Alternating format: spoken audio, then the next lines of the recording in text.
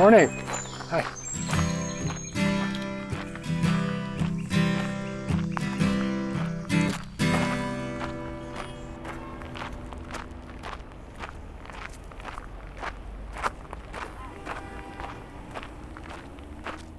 It'd be great if I had a really profound thought to share. Howdy.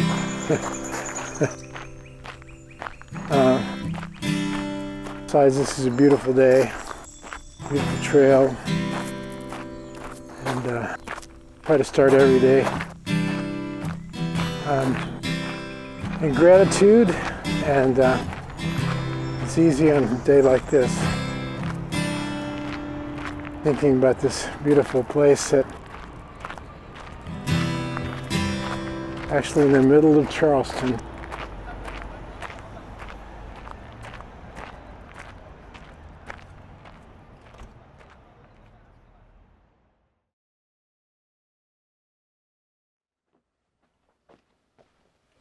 My name is Ron Sowell, and I was born in a very small town in West Texas called Rotan.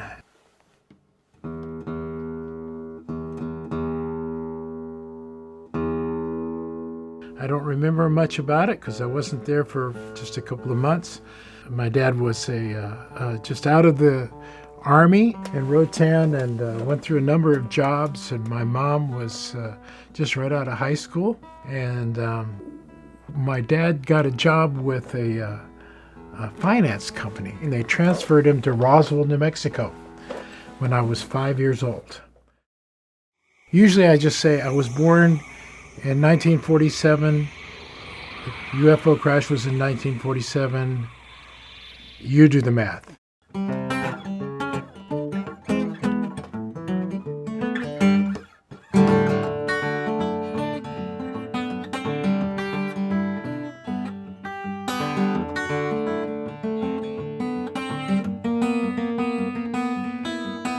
I had a great childhood, knocking around the streets, riding my bicycle with my friends, and I always wanted to be a professional baseball player. That was my goal up until I was about 15, and we used to play all the time.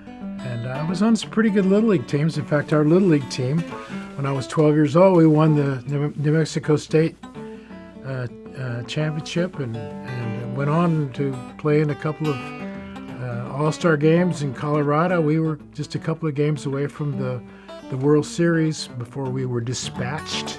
I went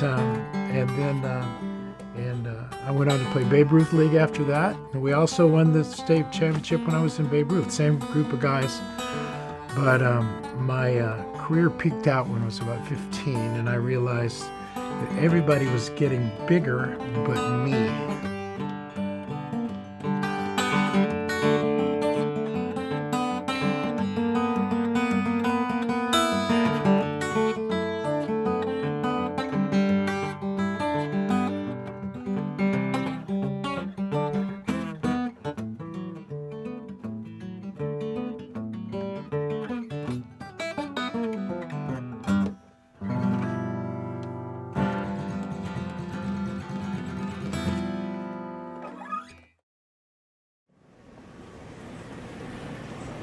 I mean, Ron is really, he's a great teacher. He has, he teaches guitar, and I'll call him up. He'll be working, I'll call you, I'll text him, and he'll be like, I'll call you when I'm done. And he's always helping other people. So whether that's like, charity work or behind the scenes work or producing someone's record or running a series somewhere, a concert series, he is the silent wheels behind a lot of the lovely cultural events around here. 1, 2, 3, 4.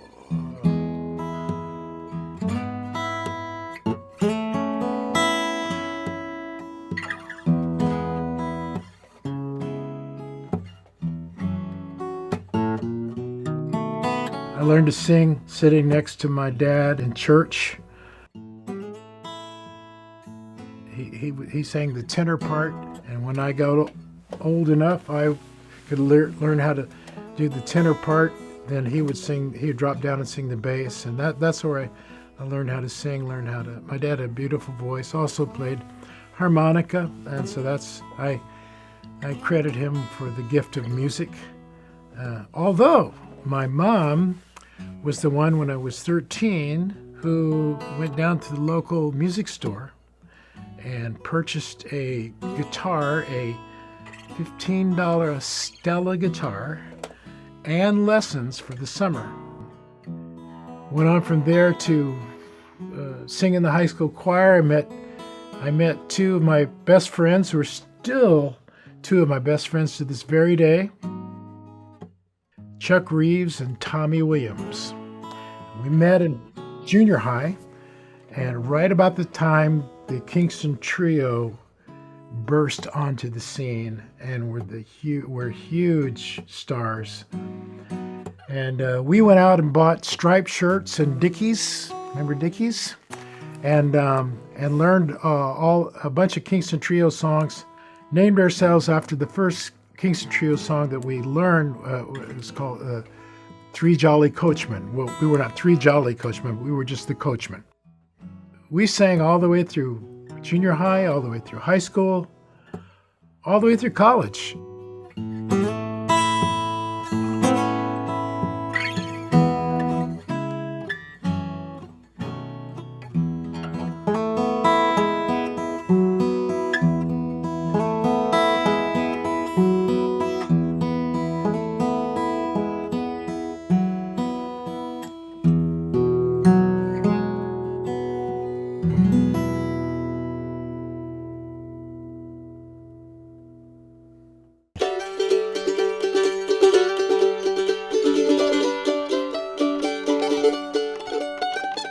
My name is Johnny Statz, born in Leroy, West Virginia. I'm here in Jackson County. Started playing music around the age of 7. Everybody in my family played music. My dad, he played the guitar. My mom, she played the piano. My sister played the banjo. Had a lot of uncles that played the fiddle. We always gathered every Sunday afternoon at Grandma's house and played music on the front porch, which is just probably right up the holler here. Just been around this string music all my life.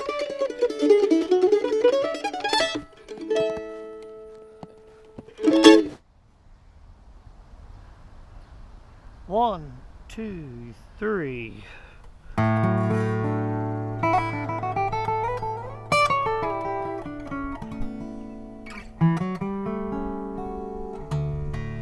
I met Ron probably back either in 1999 or the year 2000, and I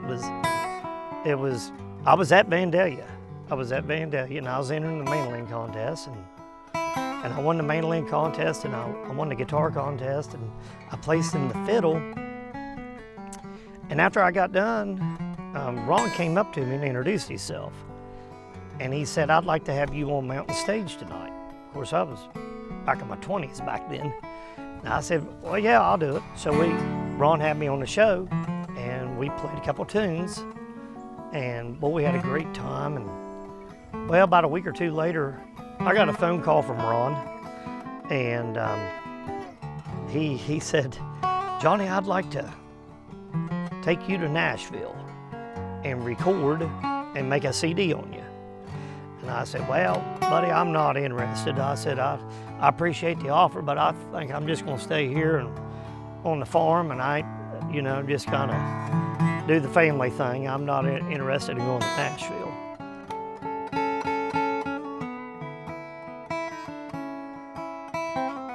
This barn right here was built in the late 1800s, the early 1900s. I bought this farm off of my grandma.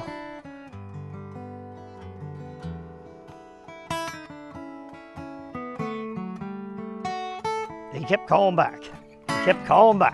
He said, "Johnny, you sure you don't want to go?" And I said, "Oh, buddy, I'm okay. I appreciate the offer."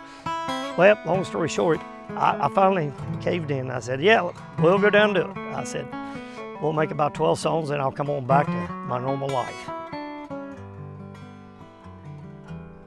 My oldest daughter, Jessica, she's into the chickens now. We got chickens over there, and we got chickens here, so I reckon the price of eggs went up, so she thought she'd just go ahead and get her some chickens right here, but we got so many chickens around here, I don't know what to do with them all.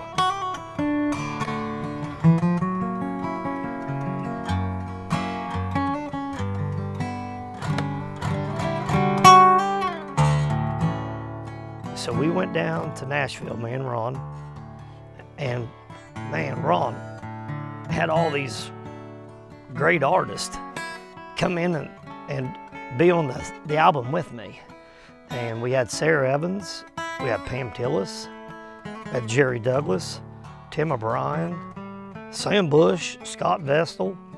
Oh my gosh, we had a ball. Everybody just started coming in, and before you know it, the title song was called Wires of Wood, which Ron was co-writer on. And that the CD really took off after we completed it. But I never will forget, I was sitting right here in this same house, and I got a phone call from New York City. Oh my goodness, they said they'd like to come down to the New York Times, would like to come down and do a story on me. I thought it was a prank, so I hung the phone up. I thought, my wife said, "Who was that?" I said, "Somebody prank calling," so I hung the phone up. Well, they called back. This guy's name was Neil. He said, "Why'd you hang up on me for?" I said, "Buddy, I ain't got time for prank calls." He said, "No, I want to come to West Virginia and do a story on you. Your CD's really taken off." So long story short, he came to West Virginia, done a story on me. And boom, everything just took off. We had all kinds of TV stations coming here, the Today Show, CNN. I mean, it was a lot of fun, but it was a different lifestyle than one I was used to living. But I owe it all to Ron. Ron took me to Nashville, and Ron cared enough to keep on me and say, "Hey, Johnny, let's go. And let's do this, and let's put out some good music." And Ron's been real good. Ron's been good to a lot of people in this state. And Ron has done a lot for West Virginia music.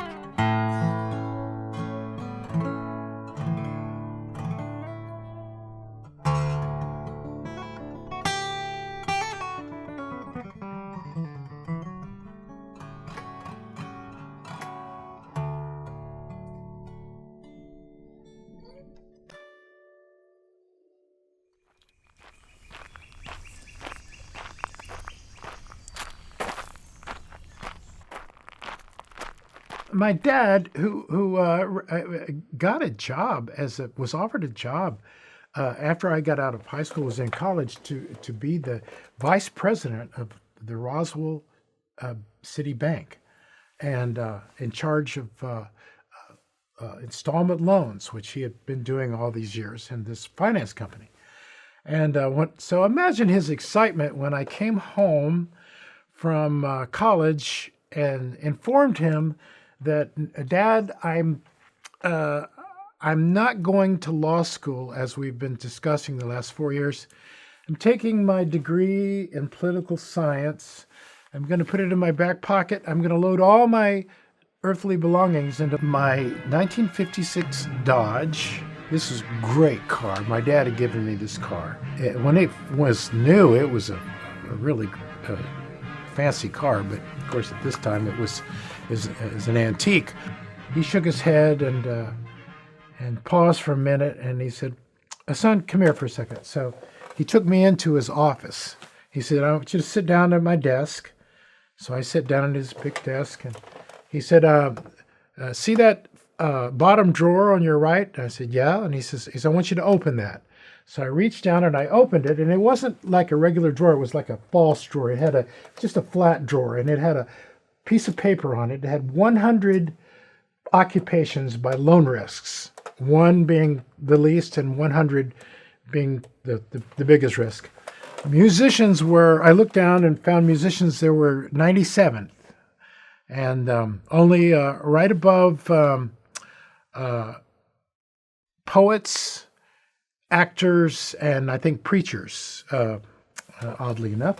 And he just, I looked over at him, and he didn't give me a big lecture or anything. It just, in whatever the vernacular of the time was, he just kind of shook his shoulders and went, just saying. You know, he was not a perfect guy by any means. He had a pretty hot temper. He could, but he was also really hilarious and very funny. People loved him. We used to sing in the car when I was a kid. That's some of my favorite times we would sing. He taught us all these rounds. I went to the animal fair, all the birds and beasts were there. The big baboon by the light of the moon was combing his auburn hair. The monkey, he got drunk and fell on the elephant's trunk. The elephant sneezed and fell on his knees, and what became of the monk? The monk, the monk, the monk. I went to the animal fair. You get the idea. He was not a guy who ever said, I love you. The closest he ever came would I be on the phone with him and my mother, and he would say, we love you. But the way my dad showed his love, and that is that he attended every sports event. I played football, basketball, and baseball. He never missed a game. He would travel for his finance company, and on game days, he would make sure that he quit early enough in the day he could drive back so he could be in my game. He never missed a choir performance. He never missed a musical event that I was in. And he showed me with his gift of time and commitment that he loved me.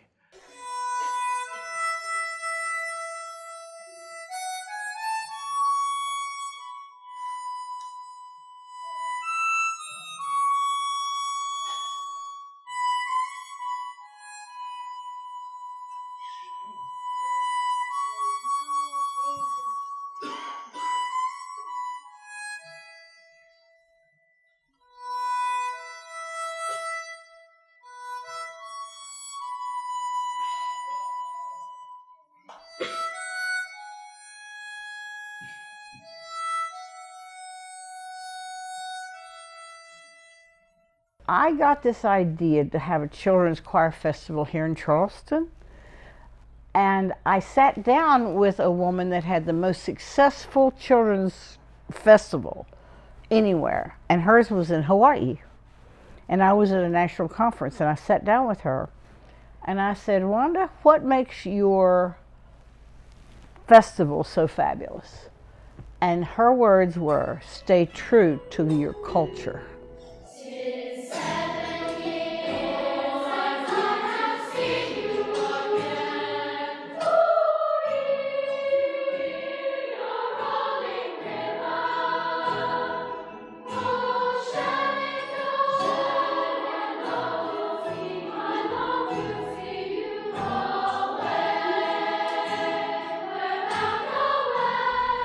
That was not the direction my mind was going. And I'm going, how do I start that? So my first thing when I got home was to have lunch with Ron Sowell. And he became my music director for what now has morphed into half of the concert is with traditional musicians with traditional Appalachian music. And that's how our festival started. It is still ongoing. We are bringing children from all over the country, California, South Dakota, Oklahoma, of course our surrounding states as well. But Ron has been paramountly important for that program and that festival.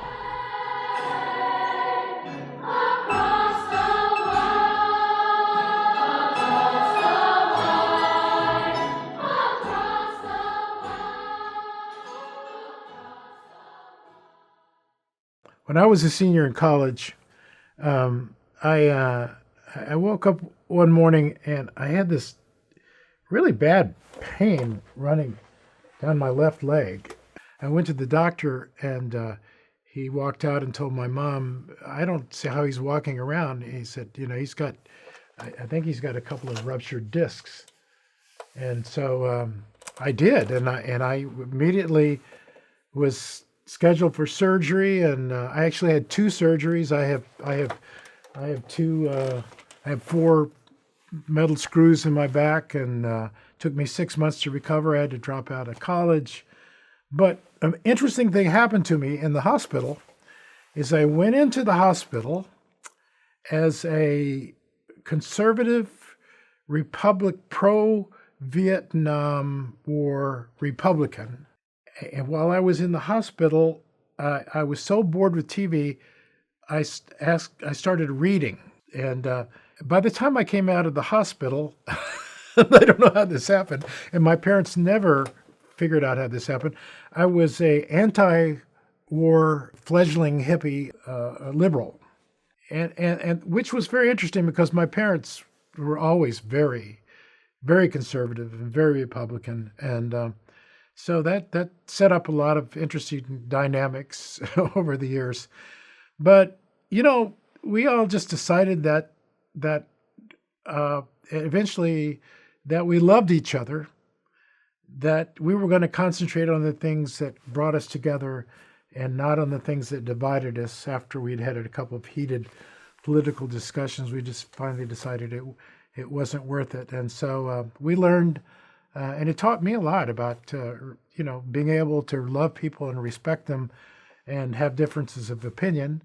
And that's something I think that my dad and I both probably taught each other. It's always been a labor of love, always has been. So with Ron and I have been writing together for 35 years almost. We've gotten better. I think we each separately have gotten better in these mysterious ways where we've done it enough. But then we've both gotten better together in that we trust each other, we trust the process, we are not competitive with each other, and we don't call anything finished until we both go, that's correct. I love that change. It's awesome. I like that. So I'm not using it in exactly the right places yet. But...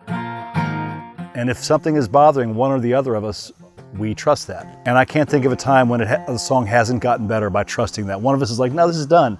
The other one says, no, this right here could be better. Guys were asking me a question. What am I to do? She was holding her baby. My brother is 6 years older than I am. He played guitar, and he played me something one day that was just beautiful, an instrumental thing. It was beautiful. And I said, did you write that? And he said, no. And I just felt disappointed.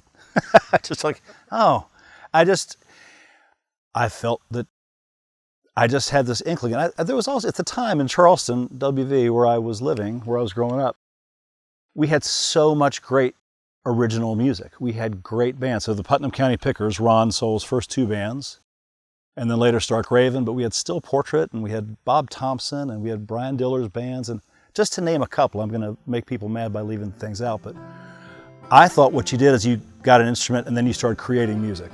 I sort of thought that's just what you did, because Charleston had an amazing, creative, original music scene.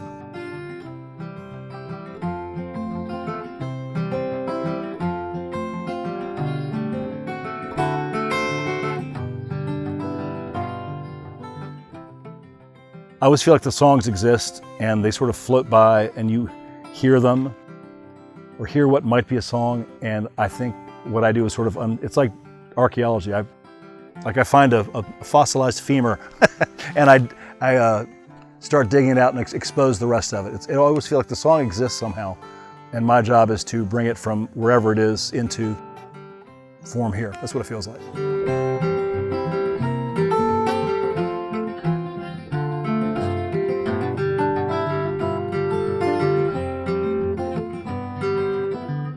When I was in the 4th grade, I didn't play guitar. I didn't know what a songwriter was. I was on my paper route down the east end of Charleston, and I had this weird, it was like a vision. I saw myself in front of a big giant crowd of people, like at the Civic Center, which was all I knew at the time. and people listening to songs that I had written. I'd never written a song, but I had this I can see it like it happened this morning, and I just felt like it was the thing I was supposed to do. She was holding her baby, saw them on the news. Her husband standing beside her, hope slipping through his hands at the edge of the border, looking over at the promised land. What would Jesus do? What would Jesus say? Would he take them in? Would he turn them away? Over the years, what has changed in terms of my writing is I like to believe I've gotten better at it. And getting better at it means this. When you're starting out, it feels so fraught with emotion and it feels so heightened. It's hard to take even knowledgeable feedback on a piece of work you're writing on. You have the sense that everything is so precious and fragile and it's perfect the way it is, and you learn, this is a cliche, but it's a cliche for a reason. Songs are not written, they are rewritten, and you get much more clear-eyed about that. I mean, it's like anything you do often. You know, if you cook a lot, you just sort of get better at it in ways that are sort of hard to quantify. You make fewer mistakes, you sort of see what you're doing more clearly.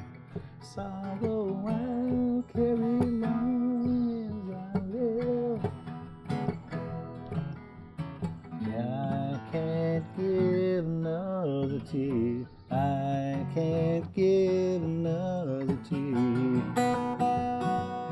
I have stolen comfort and I beg to get free. It feels better, slower.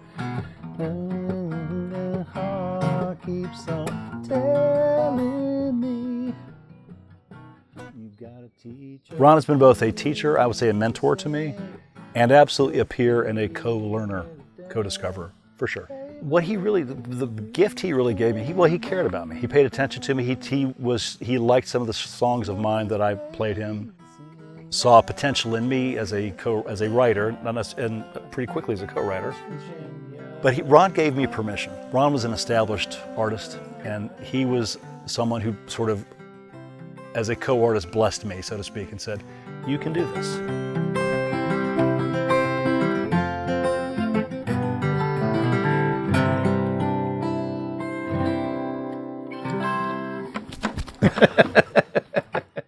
I'll say this too. You know, I think he loved both his parents. I think Ron is a lot like his mother, Marjorie, God rest her soul, who I had the great pleasure to know. I knew both his parents. And Marge was a deeply loving, serene, deeply kind mother, grandmother, wife, person, friend, amazing woman. And she just had this incredible, like this serene, beaming light of a presence. She just really did. And I think Ron's got a lot of his mom in him, in the very best way. He got harmonica from his dad for sure, but I think a woman like that raises you. Something good's got to come of that.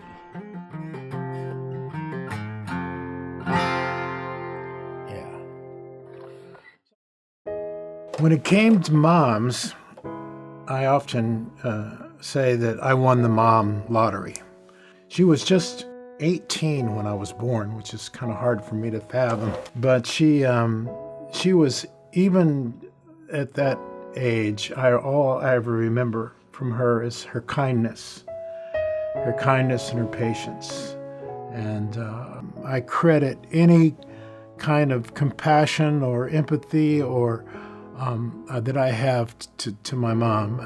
She was a Christian in the real sense of the word, and that she took what Jesus said about showing compassion to everyone and treating everybody as an equal, and she took that very seriously, and practiced it in her every day.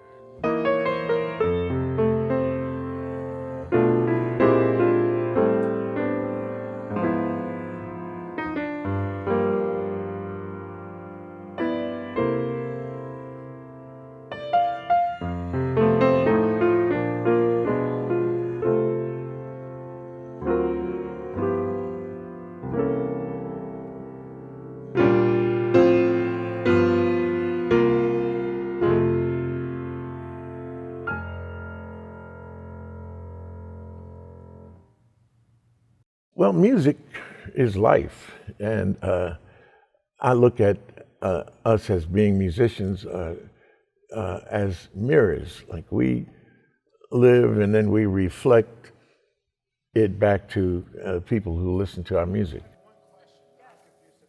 Right now, I feel that music is really important.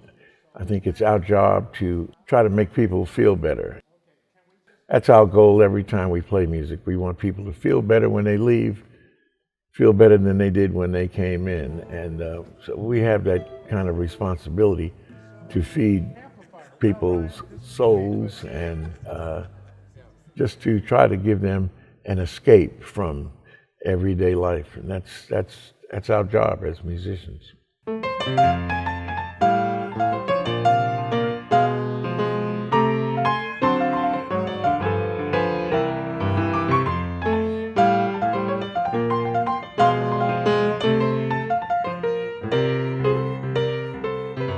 I met Ron back in the mid-'70s. At that time, it was a real fertile time for music in the Kanawha Valley. There were lots of bands and a lot of original music being performed. And at the time, I was a member of a band called Joy, which was a jazz fusion band. And we played all, original material. And at the time, Ron was in the Putnam County Pickers. That was a very popular band here in the area. And so we became friends. We used to do something that was pretty novel. We would play concerts together. We played a couple of big concerts with my band, which was called Joy, and the Putnam County Pickers. In fact, we did one at Wat Powell Park, which was the baseball stadium at that time.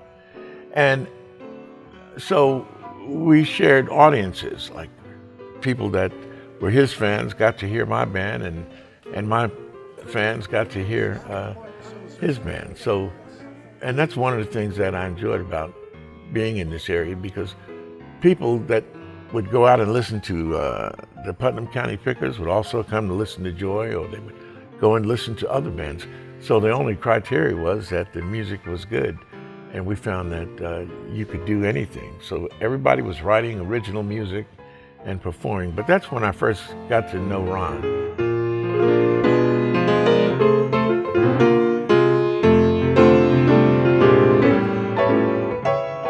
He's an important person in our community, and it's kind of low key if you don't know, because he doesn't go around, he does so many things that people don't realize that he's involved in. Ron, as a music producer,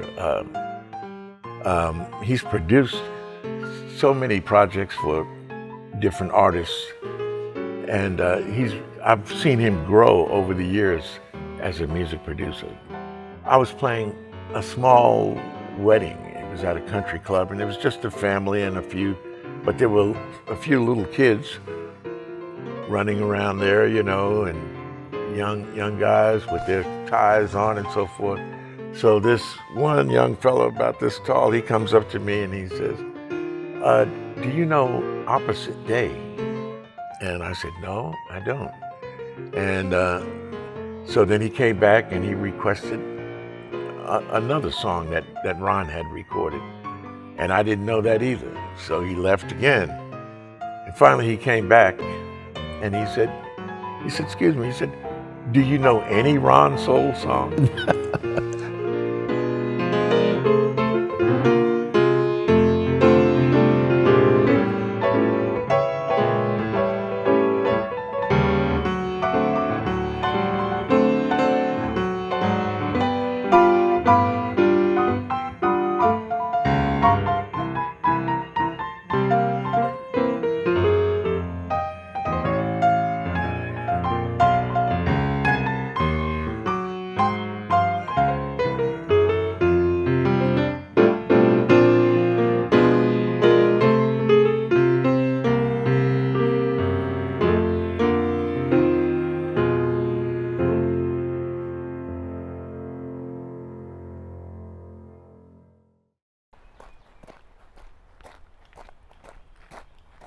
Hi.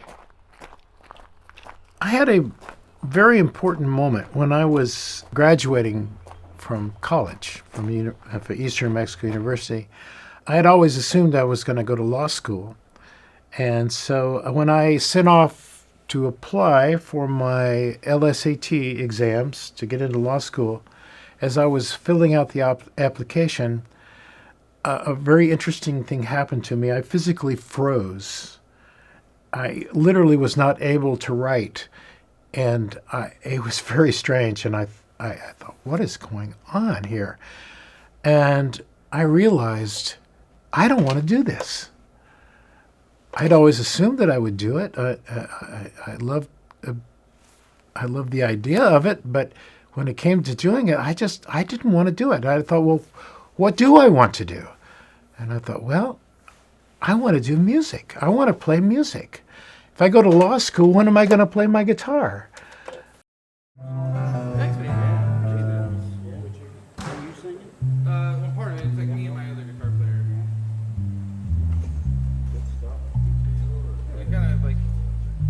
We kind of just decided. My name is Steve Hill. I live in Hurricane, West Virginia, or if you're from here, it's Hurricane.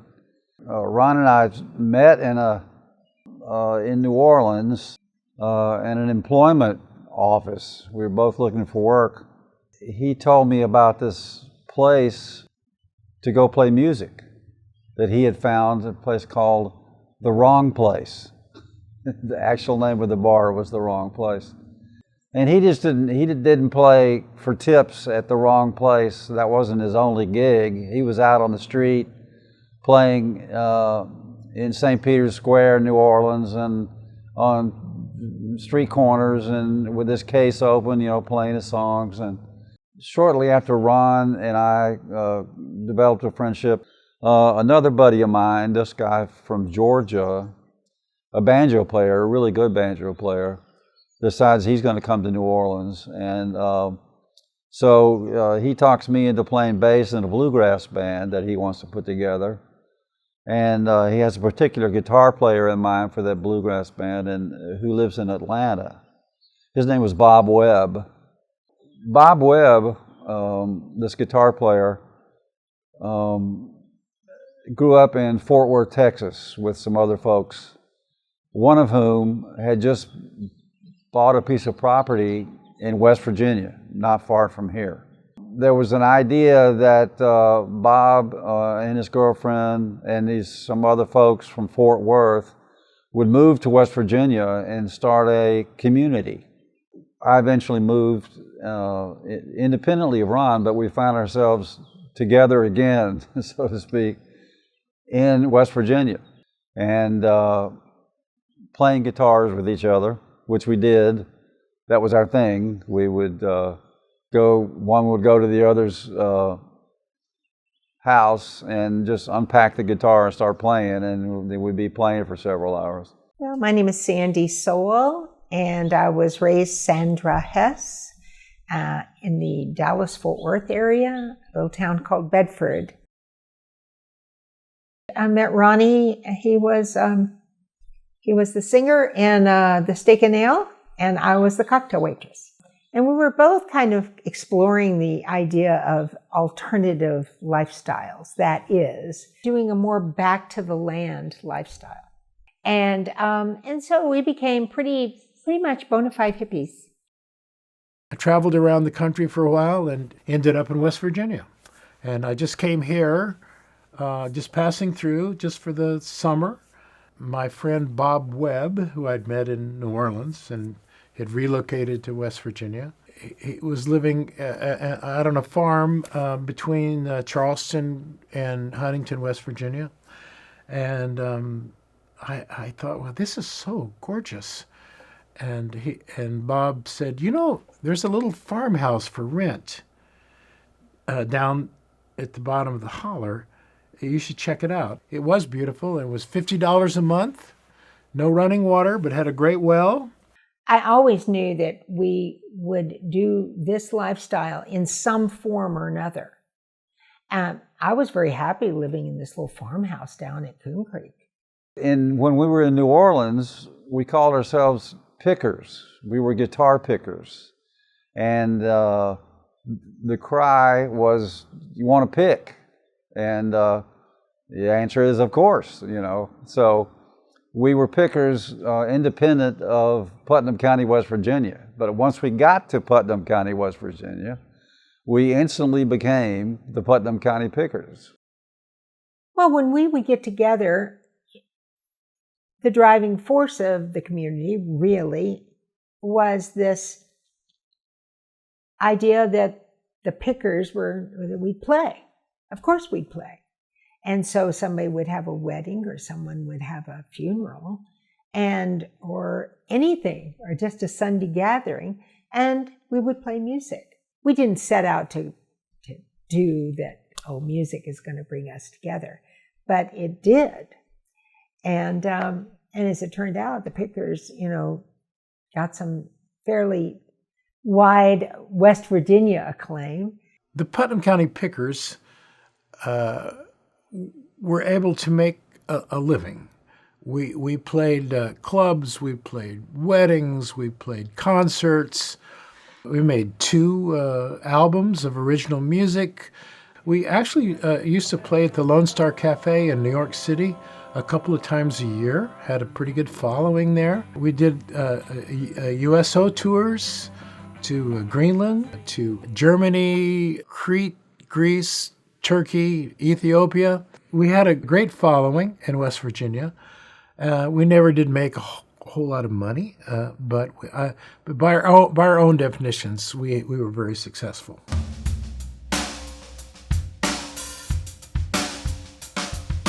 Yeah, my name's Ahmed Solomon. I grew up in the northern Kentucky, Cincinnati area.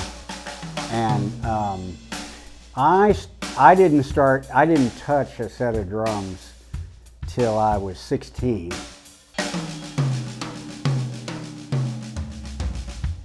You'd open up, you know, your parents' record, you know, whatever, Frank Sinatra, all this stuff. I found a 45 in there, and I put it on.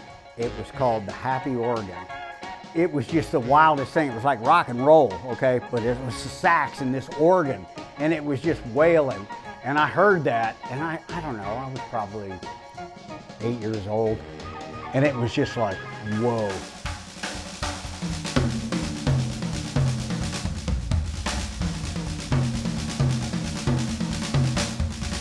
You know, when I first met Ron, that first time in Cincinnati back in the, you know, late 70s, you know, he came in and I'm like, wow, this guy, I don't think I'd ever met anybody quite like that, who was just super genuine and, you know, was interested in what you were saying and listened to you. And yeah, he was a guy that just had that magnetic charm. He did, and I thought, wow, this, you know, I like him. I like that guy.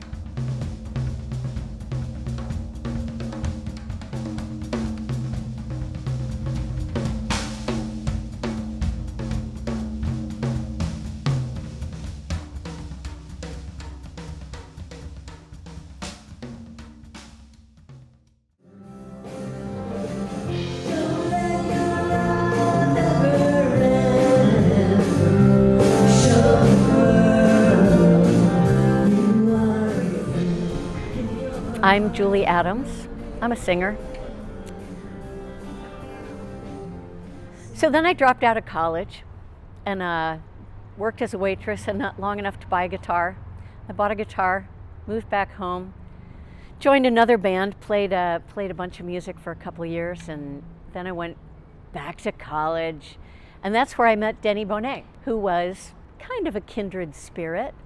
And we played in some bands in Morgantown, West Virginia for a couple of years. And we played swing music together, and we played some rock and roll together, and then we played some folk together. And we really liked each other's energy, and we sort of we laughed a lot. That always helps. At some point, right in there in Morgantown, we actually met Ron and his band at the time, the Putnam County Pickers. They were sort of they were winding down. It was kind of their last little hurrah. I initially asked Denny to join the band because I thought, wow, think of a folk rock band with a string section. That would be so cool. And Denny convinced me to hire Julie, which was a great move. It ended up being a great move. We were kind of a weird little acoustic band for a while. Then we decided we wanted to rock it up a little, so we added a bass player. And that's what we did for the next 10 years. We worked really hard to create something that we were proud of. And I mean, we would get together a couple of days out of the week and practice from 10 in the morning till 5 at night, working on songs, perfecting songs, making them tighter, making them more interesting. We just worked really hard at it. I had been in a lot of music groups before that, but I had never been in a music group that really worked that hard at it. We were really trying to do something special.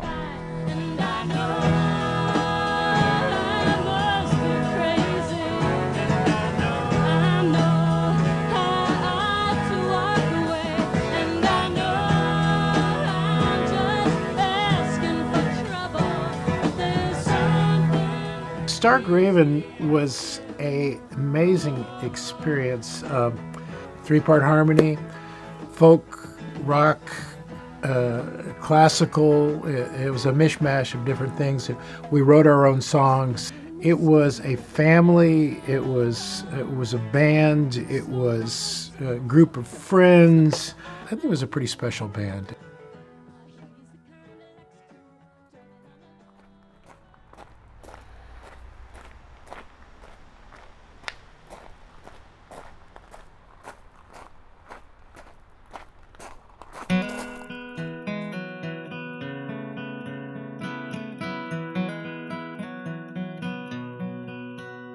I met Ron in Charleston back in 2018. I was on my way to a 40th high school reunion in Logan, and I stopped through Charleston to play the Writers' Night, Songwriters' Night. And Ron happened to be in the audience that evening, and he was very nice. He was very genuine, I took in the comments he was making about my songs. I was a little intimidated because Ron's kind of a famous dude, you know, and I was a little intimidated when I saw him sitting out in the crowd, but then he came up and was a very kind person and liked what I played and invited me to the Woody Holly series that he does. Oh, this river, there's nothing like it when it's running clear. Not a drop of trouble here, it's peaceful all around. Oh, this river, it can sure get out of hand. Let you know who's boss it can when too much rain comes down. So after the Woody Holly series I played, he asked me that evening, he said, how come you didn't bring any albums to sell or CDs or anything? I said, well, I don't have any CDs to sell. I've never made an album of my own music. And so he said, well, how many songs do you have? And I said, I got lots. And he said, all right, you got an iPhone? I said, yep. And he said, all right, sit down with you and your guitar and just send me one song at a time and keep sending them to me till I tell you to stop sending them to me. So I sent him a whole pile of songs, and then he came to Morgantown. I think he had an appointment up there for something, and we got together and had coffee, and he said, I'd like to help you make an album.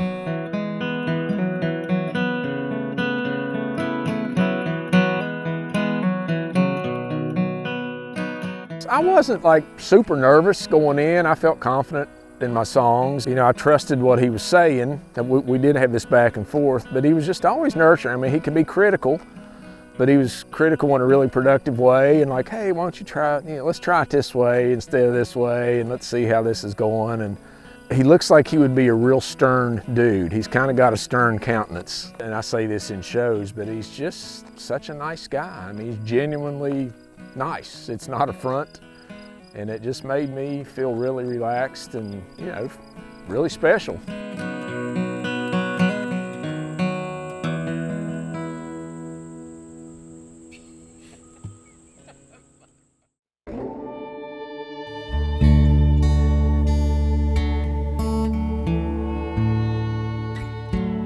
when you're a West Virginian by choice, that definitely says something. You know, I didn't have to come here. I didn't know about it. I came really by accident by doing a 9-month program, which has lasted 52 years for me. And so anytime I get any kind of accolade that has to do with West Virginia getting some recognition or honor, it means a whole lot to me. If I get put into the West Virginia Music Hall of Fame, or if I, like Mountain Stage, gets on many stations, that's what I love, when West Virginians come up to me and say, this is great that we can do this here. I'm Larry Gross. I was one of the founders of Mountain Stage, and for many years I was the artistic director and host. Way back around 1980, I was contacted by a person who worked for West Virginia Public Broadcasting named Andy Ridenauer. Also at Public Broadcasting at that time was another fellow named Francis Fisher, who was the head engineer for West Virginia Public Broadcasting. And Francis and Andy had the idea that they should start some kind of a variety show, because West Virginia Public Broadcasting was expanding. And so the big boss, whoever their general manager was, said, why don't we come up with some kind of show to celebrate this, a statewide show. So they contacted me because we had the engineer and we had a producer, but we didn't have someone to be artistic director or host. And that's why I came and talked with them about it. It sounded like a great idea. It was once a month. I would come back and I would host a show that would feature whoever we could get, basically West Virginia talent, because at that time we had no money and we had no experience and we had no equipment. So you could say we were in perfect, naive spot to try to do something like this. But I told them from the beginning, when they contacted me, since I already had a hit song, that why don't we just say this is going to be a national show, not just a state show, just humor me. Obviously, it may not be any show, but so we said, okay. I think they thought, whatever you say, they just wanted to do a show. So we said, we're going to do a national show.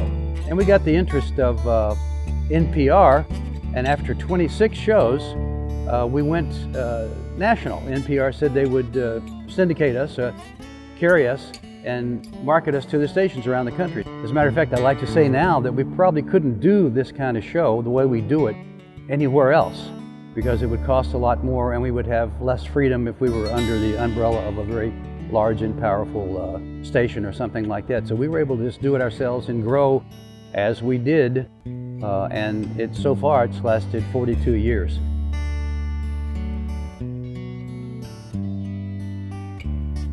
Ron and I have a lot in common in the sense that he came from, the sister state of New Mexico, and he made his way up to West Virginia in a similar way that I did. I mean, I went to New York and LA, he went to New Orleans and Cincinnati, and then ended up here. I met him in the mid-'80s, and he was in Stark Raven, the band then. I knew he was a good performer, a good player, a good singer, a good songwriter, and we began to put people into the Mountain Stage Band who were members of Stark Raven. So Ron was there, and he took over being an acoustic guitar player and harmonica player. And then it became obvious, because he was such a good guy, such a great presence, and such a team player and such a contributor, that it was natural for him to become leader of the band.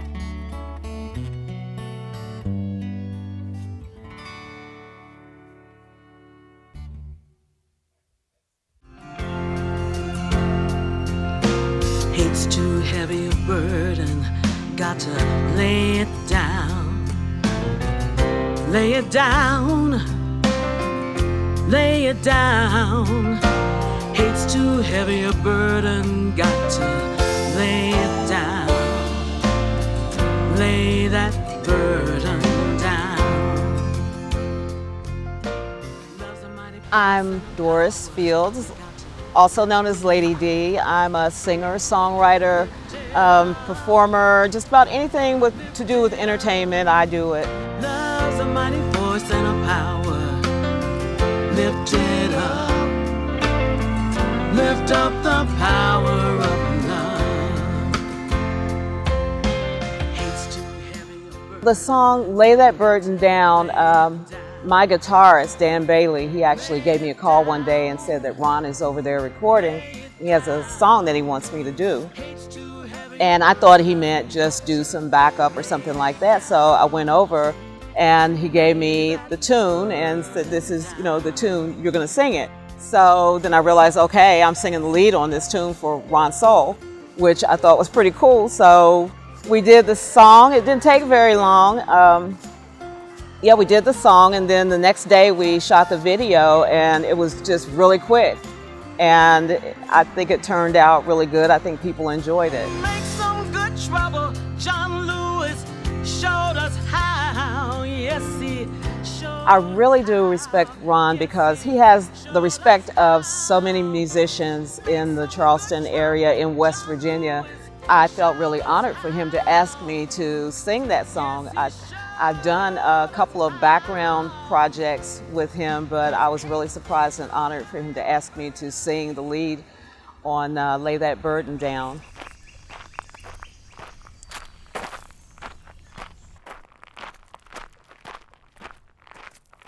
Little kid on top of my bed, that's right, you heard what I said. I do work with kids, and I love working with kids because there's no filter with kids, which can be a good thing and a bad thing. If they don't like something, they will let you know instantly they don't like it. If they love something, they will let you know that. If you ask them to sing, they will sing. If you ask them to dance, they will dance. If you ask them to write a song with you, they'll jump right in and write a song with you. In order to work with kids, you have to kind of connect with that inner child, and that's really what is, I think, the essence of being an artist, is connecting with the inner child.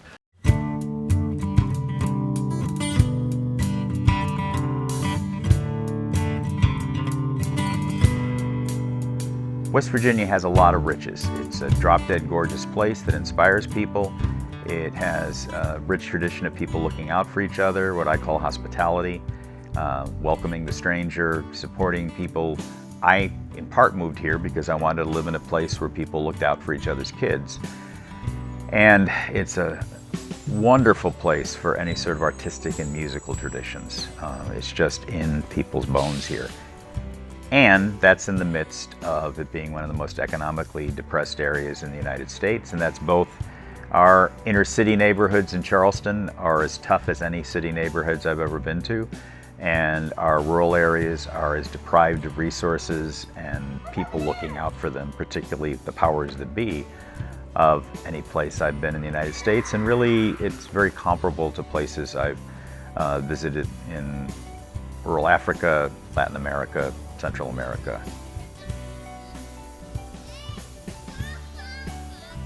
Step by Step is a community education nonprofit. I started it back in 1988 as a writing and creative arts group of kids in the child welfare system.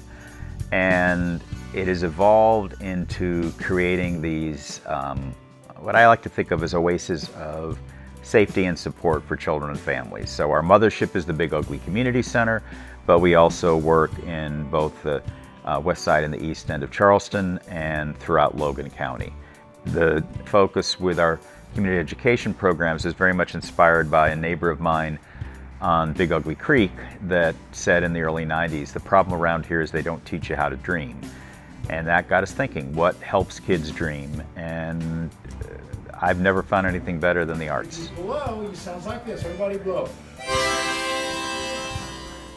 So arts and music, and in particular songwriting, have been really central to Big Ugly and subsequently all of Step by Step's programs, probably since the year 2000, when we did an original production called Bridge of Dreams that was kids expressing and adults expressing what their lives were like. After that big project, the first person who came and said he'd love to help out was Ron Sowell. Step by Step it's a beautiful thing. It brings life to this community. It gets everybody and the parents and the kids involved in creative expressions like art and acting and theater and music. So Ron started coming down and just working with kids about what their ideas were like. We put a lot of emphasis on dreaming, so One of the songs he wrote back in 2000, 2001 was a song they worked with him called When I Dream, where the kids talked about, they could be on a rocket ship, they could be the President of the United States, but the refrain was, I can do anything when I dream. And then another time he came in and he was trying to get the kids to settle down and said, all right, what are your ideas? And one of the kids said, I can't talk about any ideas, I'm just so hyper. And he said, well, let's write about that. So they wrote a song called I'm So Hyper. One finger, one thumb, one arm, one leg, keep moving. One finger, one thumb, one arm, one leg, keep moving. One finger, one thumb, one arm, one leg, keep moving. We'll all be happy and bright. One finger, one thumb, one arm, one leg, and nod of the head, keep moving. One finger, one thumb, one arm, one leg, and nod of the head, keep moving. One finger, one thumb, one arm, one leg, and nod of the head, keep moving. We'll all be happy and bright. He's worked with us on songwriting. He's worked with us teaching blues harmonica. This summer, we're talking about adding ukulele to the mix. And he just has an ability to focus in and have people talk.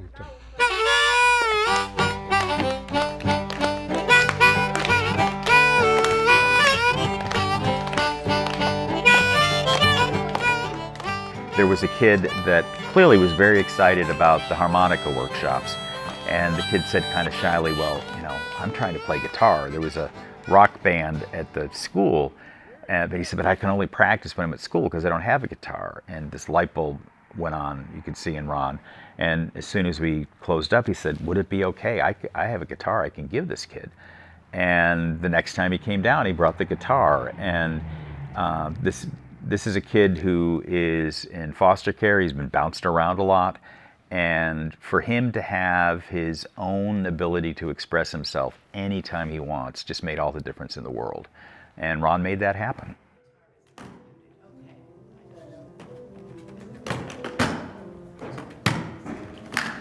Jeff, let's start off with the I can see clearly now. Can I ask you the last song? Voice. He always sees the best in people. And that's true from the day I met him. He cares about everybody. He sees the best in people. Even if they're jerks, he sees the best in them. He does. I always joke that if he was introduced to Jeffrey Dahmer, I'd have to convince him not to go to dinner, that it would be a bad idea. And be going, but he's a nice guy. Let's do the hymns. Ron's always been a spiritual person who has been he's never been particularly interested. I think he grew up in a very religious family, but the big organized religion thing never really spoke to him that much. But somewhere, I don't even remember exactly where, it was probably 25 years ago, he got interested in Unity and the Unity Church, and he started reading what they believed in, and he started going to that church, and then at some point he became the music director. Okay, when I was a kid, I grew up in this fundamentalist church, and we went to church 3 times a week. And it was a great community, loving people, but the doctrine and the theology, as I got older, stopped making sense to me.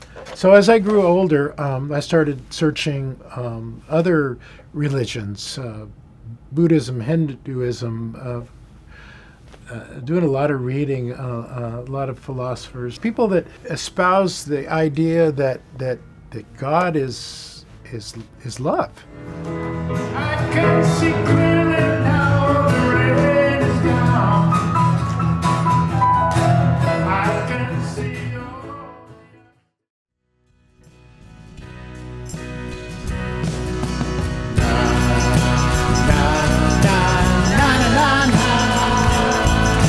do the right thing, hey Joe.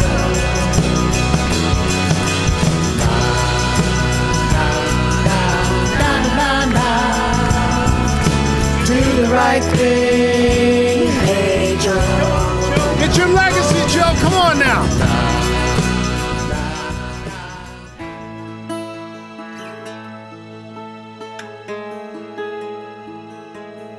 My music and my high profile with Mountain Stage and as a performing artist over the years has given me a platform in my community, and I am very careful about how I use that, but I think it's a responsibility of an artist to raise your voice when you see injustice and when you see people that are being put down and the object of prejudice, and to stand up for them. I've been involved with the Covenant House for many years, and they are an organization that helps homeless people and HIV victims and people who are put down for their sexual orientation or drug use. So I try to lend my voice to those kinds of things. In Genesis it says, "In the beginning was the Word, and the Word was with God, and the Word was God." A lot of metaphysicists say the Word actually is another, just a metaphor for vibration.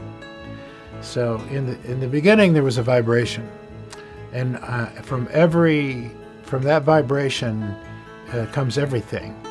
So we're all vibrational beings, and music is a tool, a means of shaping and that vibration into a creation that can be expressed and shared with another human being. I have never regretted playing music. It keeps you young, it keeps you vital, it keeps you engaged. If I'm an evangelist about anything, that's my cause.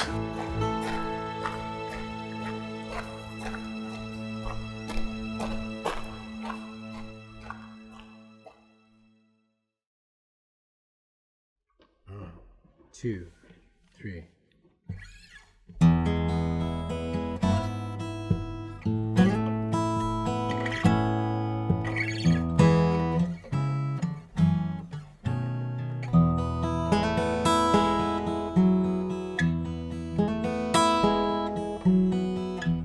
Nobody makes me feel like you do.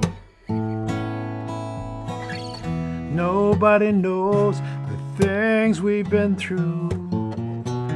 Nobody takes me to the places that you take me to. When I'm in West Virginia, I know I'm home.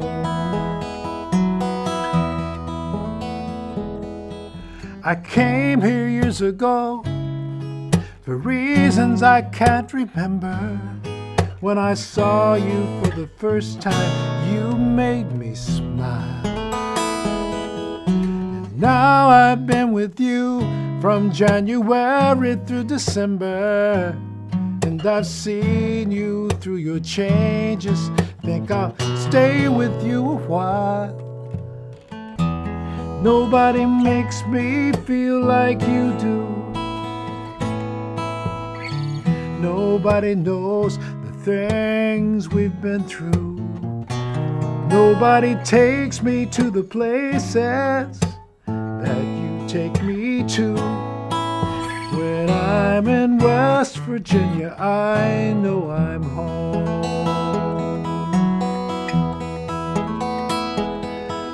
I know there have been those who've taken what they wanted.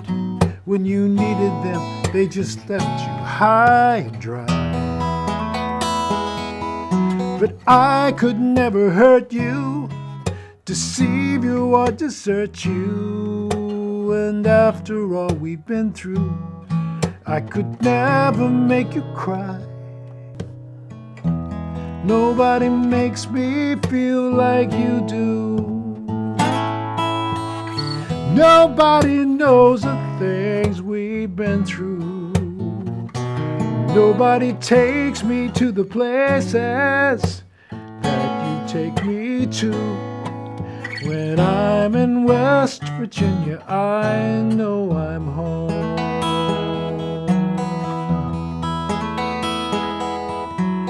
When I'm in West Virginia, I know I'm home.